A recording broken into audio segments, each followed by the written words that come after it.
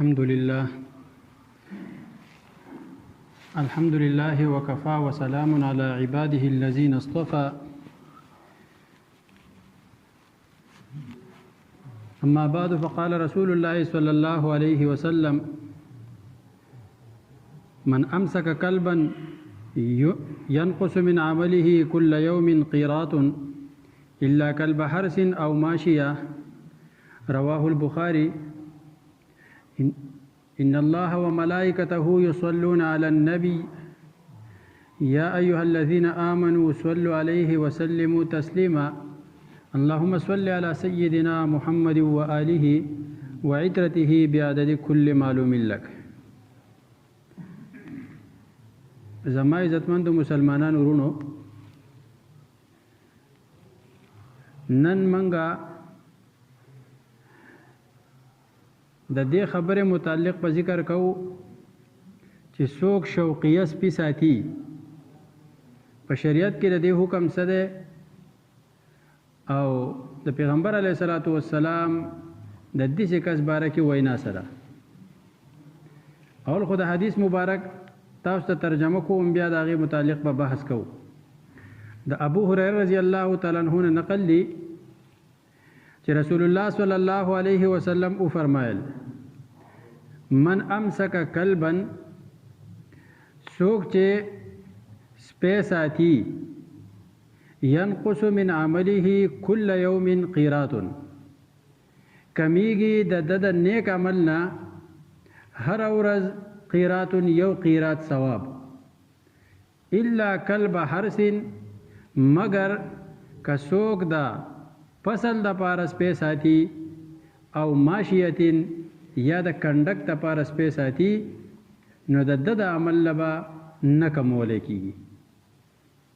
یعنی دا ته مستثنا کړل، دا د ضرورت د پاره دی، د عمل لبا کمې نه راځي.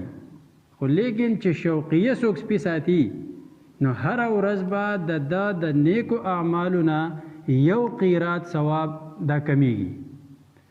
بل حدیث کې چې دا قیرات څومره مقدار دی، نو پیغمبر علیه السلام فرمایي څوک چې د یو مسلمان جنازې له لاړ شي او جنازه وکړي، دته یو قیرات ثواب میلاویږي، او چې بیا تر مقبرې پورې ورسره لاړ شي دته 2 قیراته ثواب میلاویږي.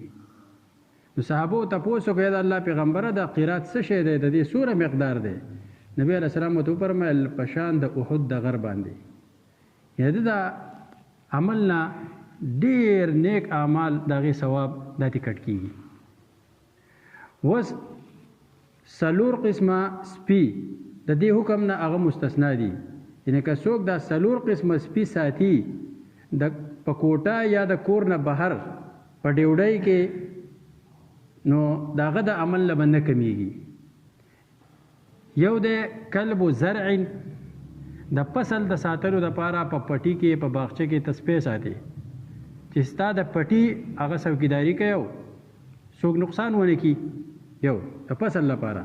دویم کلب و زرع یا ماشیتین، د بیزو د کنډک دپاره تسپی ساتي چې شرمخ یا بل شی دا تی نقصان دا ورته جوړ نه کړي.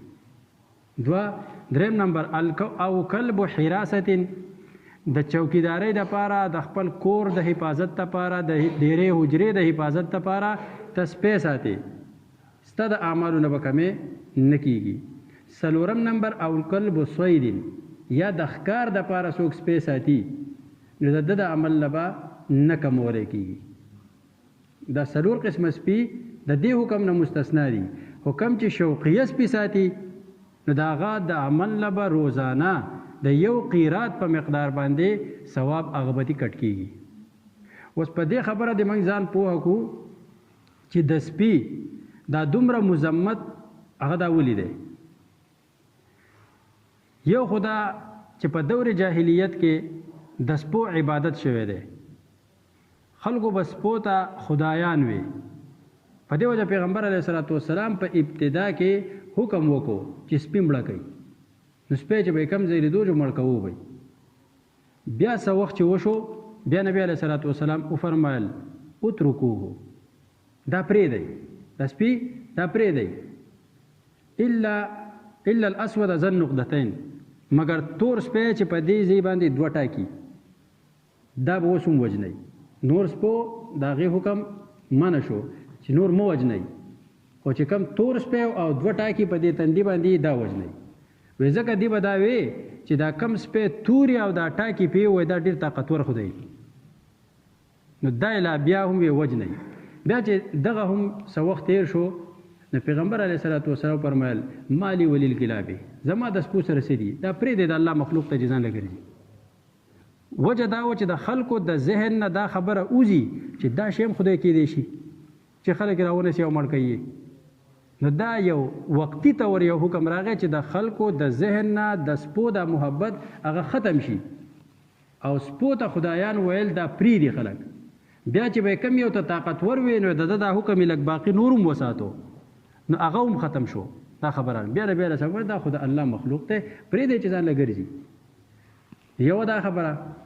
بل دا سپی چې منحوس دی دا ولې که دې ته وګورئ او څومره چې د حیواناتو ماهرین دي نو په سپي کې چې کم ښه خصوصیات دي دومره په یو ځناور کې هم نشته. خو دا دی چې دا منحوس دی دا د 2 وجو نه.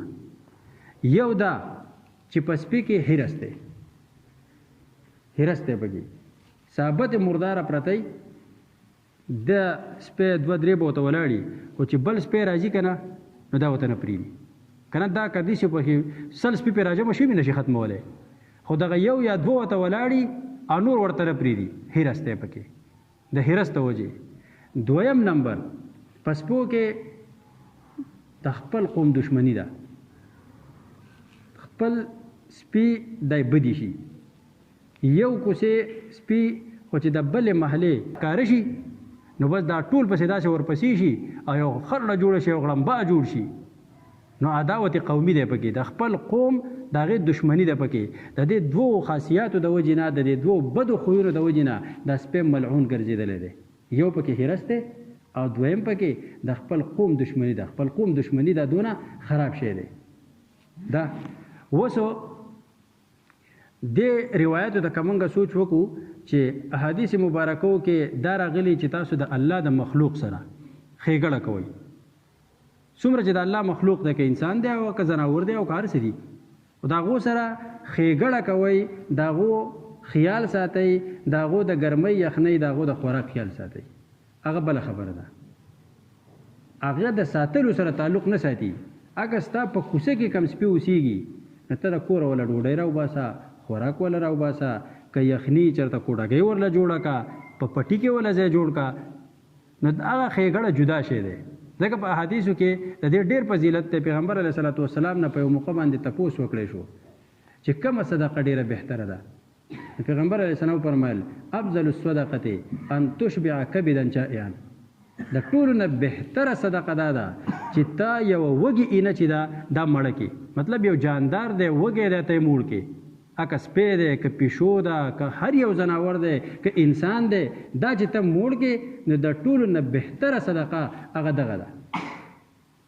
او بایزید بستامي رحمت الله علیه چې یو لوی بزرګ تیر شوی دی، د هغه باره کې چې کله د وفات شو چا په خوب کې ولیدو چې الله تعالی در سره څه معامله وکړه، دې چې الله تعالی ځان ته ودرولم چې څه دې راوړلي. نو ما ورته وویل چې الله ما خو توحید راوړی دی، ته مې یو ګڼلی، ستا سره مې چېرته څوک شریک نه دی جوړ کړی. نو ما ته الله تعالی وفرمایل چې انسیت لیلة اللبن، تا د پیو هغه شپه هېره کړه چې د شپې تا پی وسکله او خېټه دې خرابه شوه او تا وی چې پیو زما خېټه خرابه کړه. نو دا خېټه درله ما خرابه کړې وه که دا خېټه درله پیو خرابه کړې وه؟